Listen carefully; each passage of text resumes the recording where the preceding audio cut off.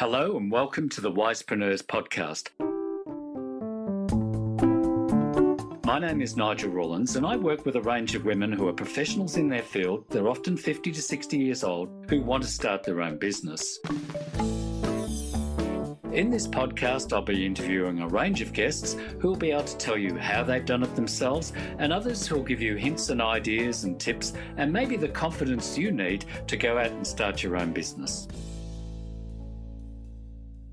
Jane Hudson is a self-employed learning and development professional, but she didn't start out that way. When she left home, she moved in with 5 ex-sailors who live for their music. They only lacked a double bass player, and Jane fitted the bill. That then led her to a 10-year performing career in Broadway musicals. Life interrupted, and that led her to a learning and development career. And now, later in her life, she's self-employed. I'd like to thank Jane for sharing her story with us.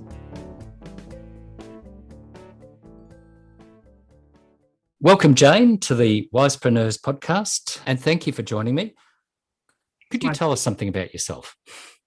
I certainly can. So my name is Jane Hudson and I run a small learning design consultancy called J-Base Learning. And what do I do?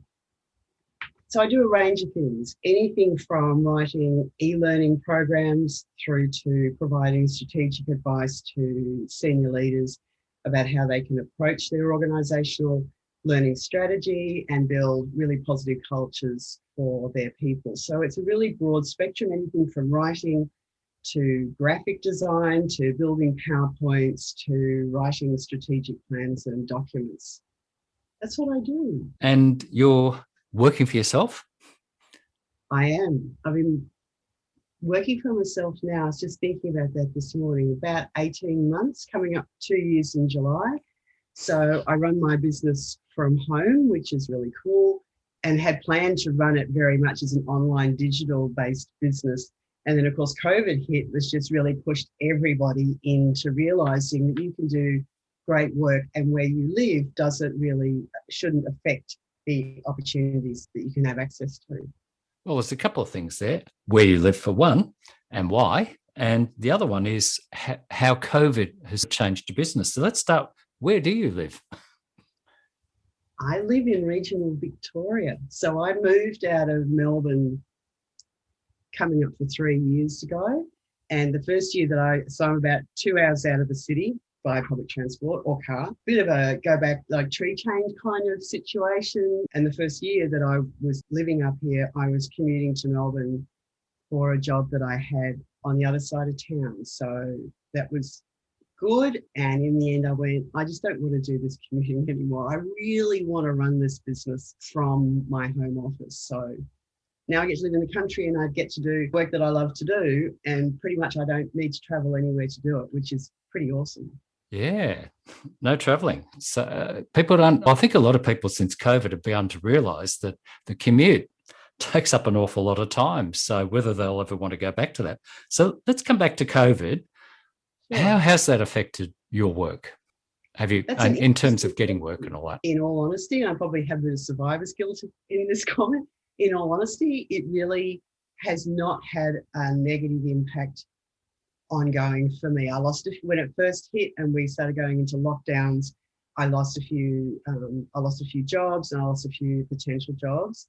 But what I found, of course, because I'm in learning and development, most organisations very quickly wanted to pivot and run their face-to-face training online. So that generated quite a lot of work for people like me in terms of helping them to convert what they would deliver in a face-to-face workshop into a really positive live learning online experience. So I'm actually doing okay. Yes. Which is great for somebody who's right. I want to come back to learning and development too, but I'm just thinking, how did you get to this position where you can work from home and do the learning and development and stuff like that? What's been the journey that's got you to where you are today? How far back do you want me to go? I'd like you to go right back. So you went to high school, then what did you do? Okay. I was a complete failure at school. And I mean that quite seriously. That's not me going, oh, poor me. every day was not my favourite space, and I'm not that clever in the academic world, or so I thought.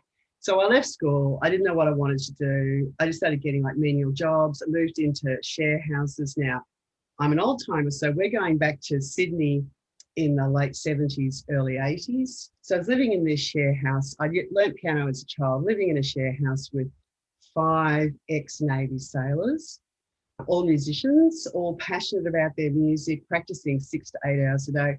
And they just turned around and said, we need a bass player. Do you want to do that? And I went, oh, okay. And I just fell in love with it. And it was jazz. It was not rock. It was not pop. And I became obsessed by it. And in the end, I started picking up work in bands, like in RSL clubs. So I spent about 3 years playing in a country and western band on the central coast of New South Wales. Long story short, went to the New South Wales Conservatorium of Music, studied jazz there with Don Burrows, George Goller, Terry Vidal, Paul McNamara. They might not be names that people know, but I know them, so I'll share them. And then moved into music theatre. So a friend of mine at the time was offered a job playing in a show called Little Shop of Horrors at the Theatre Royal. He couldn't do it. He asked if I would like to. I went, oh, yes. And that was my sweet spot. So I spent about 10 years basically playing in Broadway musicals, standard 8 shows a week. Some of them toured, so I got to come to Melbourne and I got to go to Brisbane, and I had a mentor. His name was Frank Smith. So tell me if I'm rambling. No, that's fantastic. It's a lovely story. Most people's ears would have picked up when you said you were in a share house with 5 former sailors who were musicians. As I said that, I went, okay, cool your jets. Platonic. They were great. Yes, I know. But everyone's ears would have gone, whoa. So, yeah, they were interesting. They joined the Navy to study music. Wow. And they played in the Navy bands and did all that kind of stuff. And in those days, I might be still the same. When you sign up for the Navy, you sign up for 6 years. So when they left, they just really wanted to focus on the music that they wanted to play, and that was jazz. Yes, so we fast forward into music theatre, and I had a mentor who was the musical director of several shows that I did, because I became like his bass player. Right. And he was actually, had recently come back from the States. He was the keyboardist and musical director for Air Supply. And we just got on like a house on fire. But being the late 80s, HIV hit really hard and fast, and he got caught up in that initial few years of mass, what's a good word? Lots of people were dying from it. Yeah. Right? So he died, and I've never forgiven him for that. And I had a 1-year-old son at that point. So a combination of things happen. Life can happen to you while you're making plans. The husband and father have signed out of being a parent. He decided that was not his thing, which I thought was slightly unfortunate timing to work that out after you've had the child.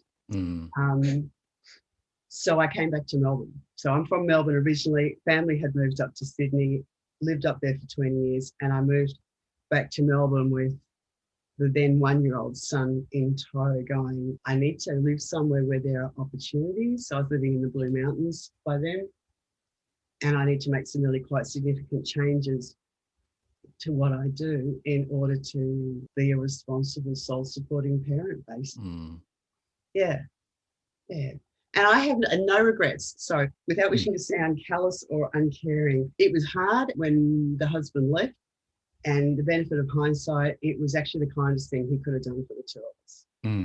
Yeah. I hate to say it, for a lot of women, what you're talking about might resonate with them because it's happened to them too. And they've had to go forward with their lives, and they do a wonderful job. And I think obviously where you are today, you've done a wonderful job because you've got a happy grown-up son now too. And my number one son. Yeah, look, I like to think I've done a reasonable job. And I mean, we all know that no parent is perfect. So I think you just do the best that you can with what you've got and try and make things work. So the big driver, so I changed careers, and the driver was Will. And it was also the realisation, it might sound silly, that I could keep working in music theatre 6 nights a week, but there are no daycare centres that run at night. So the dilemma was, well, where do you put this child to do that kind of work? And of course, Frank had gone as well. So I went, well, it's time to make a change. So I signed up for the sole supporting parents pension, and I went to the local, what was then Skillshare. So there was a program that the government used to run called Skillshare and Job Club. This was in the early 90s, where we had a really bad recession here in Victoria and very high long-term unemployment. So that program was part of the government strategy to help people get back into the workforce. So I went there and learned how to use a computer, and then stuck my hand up for some volunteering. So I thought, well, I better get some experience. And then from there, applied for a job with them as a job club leader, which I got. And they trained me how to do that initial, train the train. And from there, I ended up becoming I ended up being the CEO of that community organisation. And then they lost their funding, so they closed. And I just kept following opportunities and work in learning and development, because not just because it's what I know apart from playing music, but through working in the job club, I had seen firsthand the impact that learning can have on people's lives. And it's the technical stuff. It's like, how do you apply for a job? How do you write a resume? But much more importantly, it was all of the self-development and the attitude, because long-term unemployment it's a beast and it's a heartbreaker, and people lose their confidence and their self-esteem and don't even know where to start anymore. I've worked with, particularly middle-aged men, and I am picking that demographic quite deliberately because the impact on them was really devastating, because for a lot of men, their identity is wrapped up around their work. So I worked with people who had been out of work for 12 months and not yet told their wives. So every day they'd get up and put a suit on and go and sit in a park somewhere because they couldn't bring themselves to admit.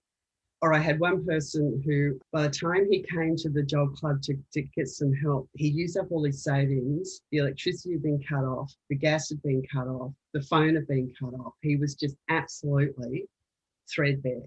So the learning thing for me is the technical combined with the self. How do you learn the human skills? How do you learn about yourself, how to be kind to yourself, how to communicate more effectively, how to just travel better in your life? Yeah. So what an interesting journey. So music, gigging, early days. Yeah. What were some of the musicals that you were engaged with? My very first show was a show called Little Shop of Horrors. Yeah. Which is about a man-eating plant. Okay. And then what else? Pirates of Penzance with the Victorian State Opera, Guys and Dolls, back in the day with Nancy Hayes and Ricky May, Jerry's Girls, which is where I met Frank. And I actually found some footage on YouTube the other day, which just weirded me out. So a compilation of Jerry Herman's most famous songs. What else? Went on to do Big River. Big River was really special. So Cameron Daddo, John English, oh my God. Sugar Babies. Yeah, and the rest escapes. And I should know because I was there at the time. But that's Theatre Royal, Her Majesty's Theatre. Let's go on tour. I did one little show. It was a cabaret. It was gorgeous. So it was the classic. We rehearsed. There's only 3 in the band. They shipped us up to Brisbane for the opening night. And at the end of opening night, they told us the show was closing and they shipped us all back home. So there's no guarantees in that world. But what an interesting start. So you were working with the jobless, and then you've obviously moved on to some other jobs. So how has this L&D, or learning and development, grown through the other work that you've done? You want to talk about some of those, or some of the experiences there you've had? Sure. So L&D, or learning and development, is an interesting profession. Most people that you talk to will say that they came into it kind of through the back door or sideways. And that was the same for me. So I did that jobless thing. And then, to be really honest, number one son was in grade 4. And in a fit of absolute inspiration, with him and with family input, we all agreed the best school for Will was a private school. Lots of reasons, no judgment, public, private, doesn't matter. For me, it's about matching the school with the child, what's going to give them the best chance, and signed up to a fairly hefty financial commitment. So I started desperately searching for a better paying job, basically. And a job came up with WorkSafe Victoria, which was almost a mirror of what I was doing on a project with Telstra. So I applied and I got it. And that's also where I learned the importance of regulation and how learning and development plays such a pivotal role in regulators becoming more effective in the communities that they work. So I moved into WorkSafe. I was there for, 9 years, which is really quite a long time. I should WorkSafe to our listeners. Would you like to explain what WorkSafe actually does? Yeah. Sorry. So WorkSafe Victoria, like many, is a health and safety regulator. So they are the ones that run the insurance side of health and safety compensation. They're also the people who take preventative action. So they send the inspectors out to inspect workplaces. Are they complying with the law? Is it a safe and healthy workplace? They also, unfortunately, are the ones who need to go and investigate serious incidents in the workplace and fatalities, which is pretty confronting. And so when we bring an inspector in to train them, the general rule, if they didn't have a policing background, the general approach was no one did fatalities for the first 2 years, because you need to build them up to be able to have the skill base and also have done a bit of work around their emotional resilience. So how do you conduct yourself in that situation? Yeah. And your job was to help train them? And my job was in the training area. Right. Yeah. We'd run induction programs for new inspectors, ongoing professional development. When I first started there, my job was to roll out a Diploma of Government Workplace Inspection, so a national qualification for the entire WorkSafe inspector workforce. And they're big projects. So that was like 3 years, because big workforce, plus it had to be designed and we had to make it fit an operational schedule. So yeah, so we did all the training within the regulator to help the inspectors and investigators, team leaders, managers be as effective as they can in the work they do. Wow. So again, building on the experience that you started with the Skillshare. So you obviously had some other jobs over the years. Any in particular that stand out that you want to mention? Oh, wow. Okay. So I've worked for 3 different regulators in an emergency services organisation. I realised that I'm a regulator at heart, which sounds pretty geeky, but I've thought about that. Regulation is not sexy, but regulation is actually what helps make a society function and remain civil, because it's about protecting people. So at WorkSafe, you're protecting people in the workplace. You are creating an environment, or you're meant to be creating an environment where they go home at the end of their day's work and they go home intact. So they have all of their limbs, their fingers. So you're protecting people from work. Then I went to Environment Protection Authority, and their role is to protect the environment. That's expanded now to include health, but my day it was just the environment. And again, it's about protecting the environment from the impact of industry. So for people who don't come from Melbourne, it's my city. There was a time when you could not swim in the Yarra River. It was so polluted. Air pollution was a real problem. So it's about cleaning the environment for nature and just for the sake of that's what we should do for the environment. But it's also about protecting people from toxic spills, from gas explosions in landfills, from air pollution. So again, there's a protection element, and I think people forget that often with regulation. There's a lot of talk about reducing red tape. We should get rid of regulation and let business do what it wants. And Trump has done that in America. And I don't think it's serving them very well, because what regulation does is it creates an authorising environment for industry and business to operate, because it helps to build trust with the community that this industry is behaving within certain boundaries and will not, cause them great harm. So I won't do the regulation rate, because I could do that for hours. Yep. So look, each one has been different, but I stayed in that space because I like the fact that we were doing work that made a difference, and work that was bigger than just the individual and not just focused on profit, no disrespect to the corporate world. No, that's wonderful. So tell me about learning and development then. In the old days, it used to be just called training. You had trainers and you put together a program, but it sounds like it's a lot more involved in learning and development. So if somebody's hearing this and they're interested in getting into learning and development, what are some of the things they should know? That all training should lead to learning, but not all learning is training. Training has a place. It generally thought I was being quite task focused. You need to know, Nigel, you need to know how to change a tyre on a car. I will train you how to do that. You do this, you do that, you do the next thing. Learning is bigger than is that, and it's more. So it's about how do we make sense of the world? How do we interpret what's happening around us? How do we exercise judgment and discretion, make decisions, solve wicked problems? That's not stuff that can be trained. It's a deeper level of learning, and I don't even know if I can articulate it on that, but sounds pretty good to me. So it's really solving the problem of how you actually do your job, maybe more productively, and at least have some standards to apply. So you just don't go out there doing anything. You've got some sort of framework for doing your job. So does it take a lot of work to create learning and development programs? What's involved? So somebody contacts you.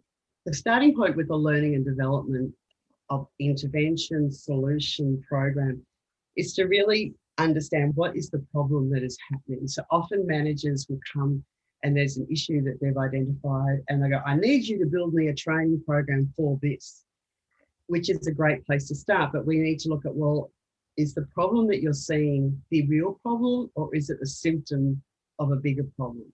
So, for example, if all your staff are doing their work in completely different ways and there's no consistency, that might not be so much to do with them, although we can educate them to how you want it done, but it's more what processes your organisation gives them. What guidance have you told them? This is how I want everybody to do it. Or have you said, good luck, see you at the end of the day, and everybody has individually gone on a mad scramble to do the best they can in however they think it needs to be done. So the first thing is we need to work out what the problem is. And then my role is to go, okay, understanding the problem and understanding this particular workplace and how it operates and what the constraints are. So I worked at the Commission for Gambling and Liquor Regulation. One of the constraints was the entire inspector workforce were on a 24-hour roster. So timing, how do you fit this in? How do you make it sit in their world so it's relevant to them and accessible? So we go through a design process. It might be a combination of we're going to have some e-learnings with some face-to-face workshops. We're going to maybe set a workplace project or something along those lines. And then it needs to be written. So we need to actually collect content or create it, work out graphics, videos, quotes, guest speakers. How does that all come together? Look at the timing. How long have we got? Because you never have as long as you want. Prioritising. So there might be working with subject matter experts. You need to be quite diplomatically firm. So subject matter experts will go, oh, they need to know this and something else. Oh my God, and then there's this. And it's great. We've got to come back to the core purpose and what do they actually need to know versus what would you like them to know. So you manage that sort of crystallizing it down to this is the essence, this is what we need to give them, this is how we will do it, this is the shift in behaviour we're looking to achieve, this is how we'll measure that shift in behaviour at different timing. It's an interesting world, L&D, because you're in a helicopter the whole time. So by that, you're going up to survey the overall purpose, the context, the how do we approach this, who's in the zoo, and then you come down to the absolute nuts and bolts of does that full stop belong here? Is this grammatically correct? Are these images formatted appropriately? So it's the full range. And it does take time. So it worries me when I see ads come up, they're saying, hey, here's this new e-learning design tool and you can generate a course in 4 hours. So tell us, how long does it actually take to, say, do a day's training program on a particular subject area? Look, there's lots of rules of thumb around that. It's generally, as a general guide, for every hour of training every hour of training or learning that you want to deliver, you need to allow anything from between 28 to 45 hours of development time. Right, so let's go through that again. For every hour of training, you need about 40, up to 45 possible hours. And I'm assuming research and all sorts of stuff's involved there, and design and editing. Yes. So it does take time. And the interesting thing is there, at the moment, out there, a lot of people working from home, putting together courses that they're trying to teach people. And seriously, some of those courses run for several hours. You're saying that they need hundreds of hours. Plus, if you have a look at your experience from many years, over the years of all you've learned, you're bringing that too. So that's quite incredible. So anybody who just thinks, yeah, I'll just do a course on how to do digital learning or something like that, here we go. Yes, so it is also relative. It's relative to what is the purpose of the course. So if it's a general information course, you may be able to do it in less time, but you also need to think about the experience you're going to give the learner. So who's going to, for example, you, not you personally, if we are just going to make a PowerPoint, do a recording, and then upload that and say, that's my course, maybe that's really not a course at all. That's an information session, that's a knowledge sharing, but you need to have learning outcomes or objectives. You need to have something at the end that allows people to see that, have you learned something? Or did I just speak at you for 4 hours and you went, oh, yeah, whatever. So it is fiddly and time consuming. I'm working on a course at the moment and it's a diploma level course. There's 6 modules. Each module has 8 topics and I'm only one of a team. I can spend 3 days just editing the work, the documents, the content. But that one module equates to about 60,000 words. And see, the person who's working at home wanting to put together a course doesn't realise they have to do that research. See, you're getting the research and then you're working on that research to put into that. So, yeah, see, out there, I can sign up for, there's all these online learning places that I can sign up for a course. Some of those courses are disgusting. You might only pay $10. That's the challenge, I think. I think it's great. If people have knowledge and expertise they want to share, then I think go for it. Maybe go and learn a bit about how you can put a course together so you understand a little bit about adult learning and about setting some learning outcomes and packaging it up so it is a course. The risk is there's so many platforms and it's great that there's all this out there. It also means there's a lot of rubbish out there. Yeah. And that's unfortunate because it may be that people do a course in good faith and not realise that maybe what they're learning is not quite right, for example. I guess the danger, if we're busy today and you sign up for a course and it's a disappointment, you've been involved in putting together courses on how to learn and how to put programs together. Can you talk a little bit about that? What was involved there? Okay, the best way for me to talk about it is for some years I was the facilitator AITD, Australian Institute of Training and Development, running their one-day instructional design course. So in a nutshell, to do it, I think people need to understand some basic learning principles. Just how does the brain work? How do people learn?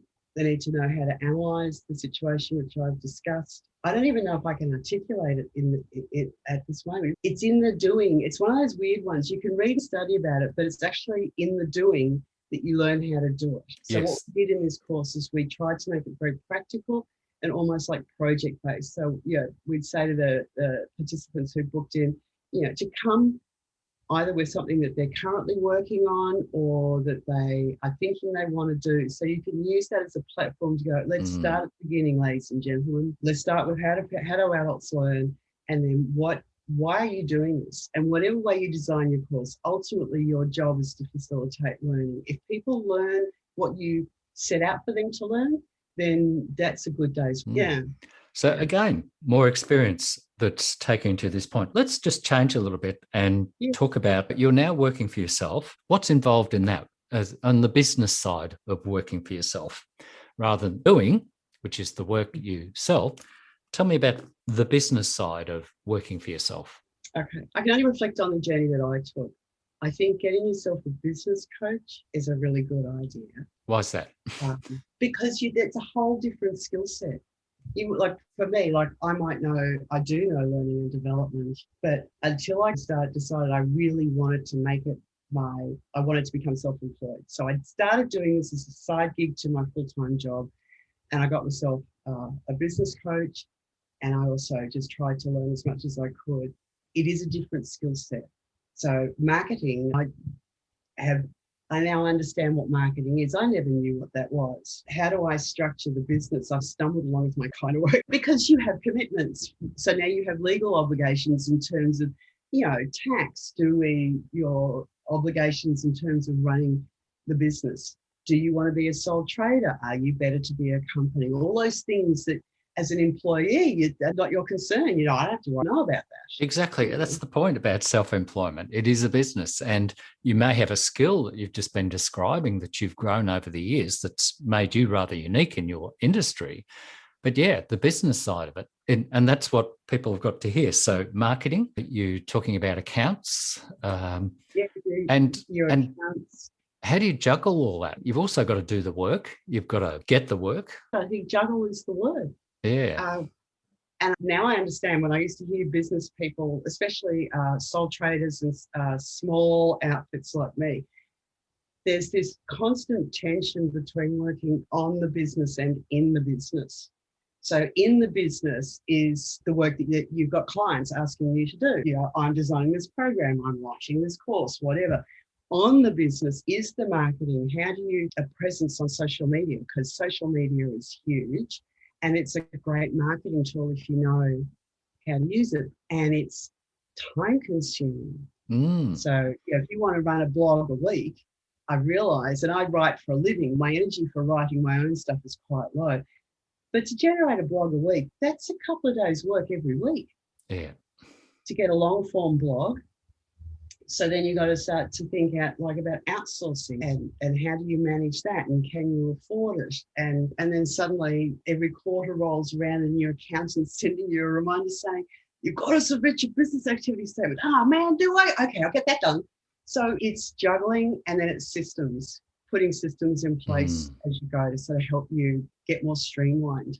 With that. So do you find that you've got control over your time, or do you have busy times and then you get some control? How does the amount of work you get working with your life, do you get some time to yourself?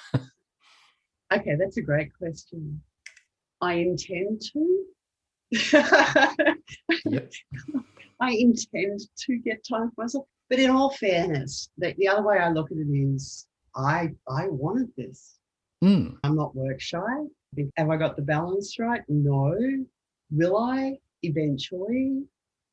Would I go back to becoming an employee again? Not in a million years. Oh, good.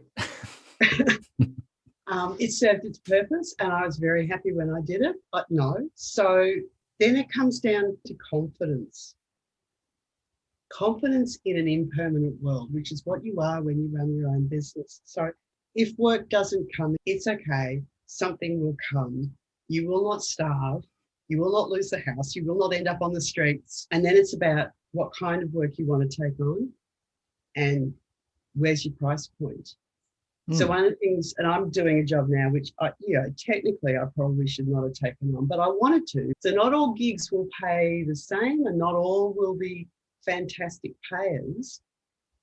But if you're doing interesting work with interesting people and remaining self-employed and paying the bills, that's not too bad. No, sounds good to me. Yeah. So how long do you expect to be doing this? Are you looking at retirement at some stage, or do you think you can keep working till somewhen?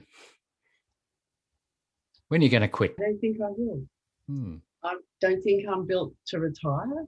I may dial it down a bit as time moves on. But to be honest, when you said, so how long will you do this for? The only thing I could think of, which might be inappropriate, you can cut this out if you want, feet first, mate. Yeah. Because what else are you going to do?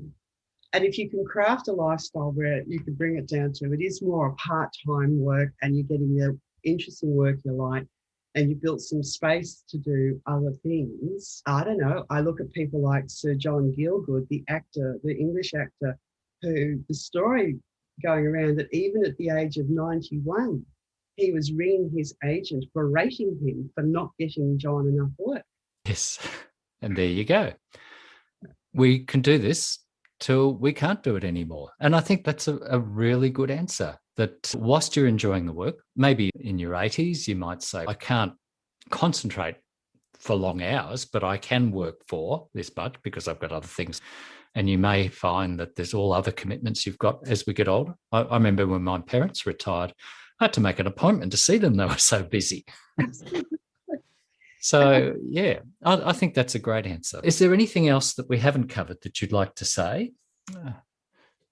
No, I think the only thing, because this is around like the move into self-employment as much as anything else, time. It takes time. A wise man once said to me, allow a few years for this. And it's really very true. So it goes back to that old, in the rock and roll industry and in the performing arts industry, people joke about, oh, yeah, it took 10 years to become an overnight sensation. So it is about having a plan and understanding these things will take time. And I'm happy I started as a side gig. Sure, it meant that I was working even more. But if the work is taking you the direction you want to go in, that's, time. That's a great answer. Okay, what sort of work are you seeking?